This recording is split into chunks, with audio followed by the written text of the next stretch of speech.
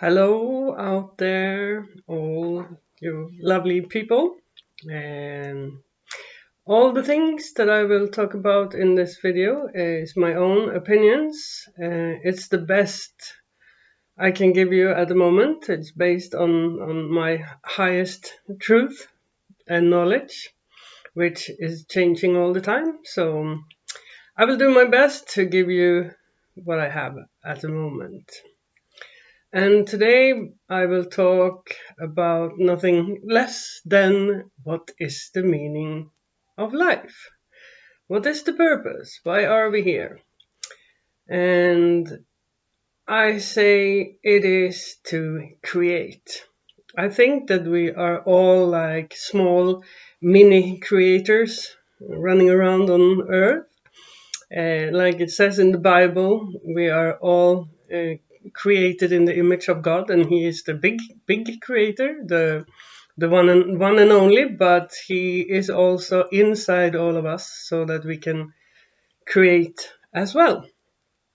And nowadays, the opinion that what we focus on is what we will get. It is more accepted, and I think that is a proof, more or less, that we actually can create. We are able to create. The problem is that we don't really know how to do it, and nobody told us how to do it. There is no teachings in school who tells us how to create, how to manifest things.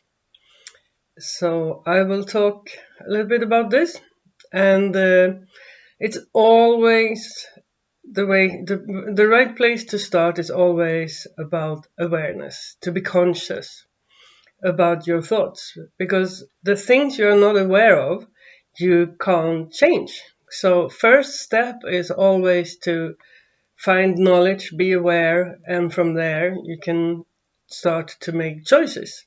If you're not aware, there is no choice. So there's so many things running around in our heads all the time. Thoughts are coming, and very often I'm surprised that, oh, what is this? And where does this come from? I have no idea from where the thought come from. And what is running around in my head is what I will create. And universe is a little bit like a copy machine or a mirror. In the copy machine, if you put in a piece of paper who says, "Oh, my life is bad and it stinks," and then the machine will make out copy after copy and say, "Your life is terrible." And it's the same if I send these thoughts out. The universe is like a mirror and say, okay, this is what you want, and universe will give you more of it. So what you focus on, you will get more of. And it's very important that we start to be aware of what are we really thinking about, what is going on in our head. And we think we are smart, but a lot of things we are not really in control of. A lot of things are programmed that we have since we were kids. Our parents were very important. The environment was very important to us to be able to survive as a little kid.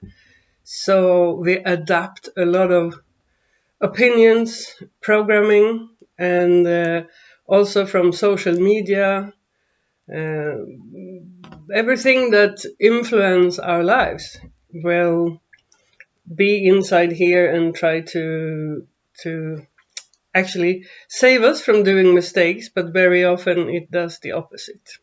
So what we need to do is start to observe what is really going on in the mind. We need to be like detectives and start spying on our minds. And this is not a quick fix. There's not something you do in a day, or you can't buy it or order it and say, okay, I buy a bag of consciousness.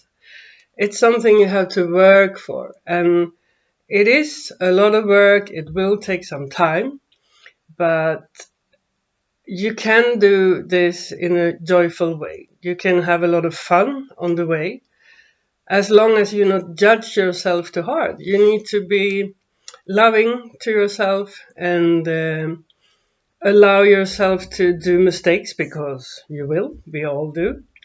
And instead of judging yourself, see it as a way to learn something. So every mistake is a way to gain more knowledge. And we are so full of all this programming, and we are not conscious about this. And I have an example from my younger years. I had a truth inside my head telling me that I couldn't do certain things, and I wasn't aware of it. One example, I can say I still have those, but I'm trying to find them. But this was one that I discovered because I had a dream since I was a child to have my own horse farm. But something told me that to be able to buy a horse farm, you need to buy a man and do it together with. So I was running around trying to find a man that could fit into my dream. And I will not bother you with all the problems I got into and all the crazy relationships. That's another story. But finally, I realized that this truth was not really a truth. It was only something that was made true in my head, my consciousness. And when I got rid of it, I realized I can do this on my own. I did it, and it works perfectly fine. And I'm sure you can find, maybe you already found, a lot of things like this going on in your head, in your mind. And this is a journey to get aware of all the things that we have in the head. And like I say, you can't just make it like this and everything is okay. But if you do this work a lot, you can more and more easy feel that now I'm a little bit lost, and then you can get yourself back to track again. So when you spy on yourself on a regular basis, you get to know yourself more and more.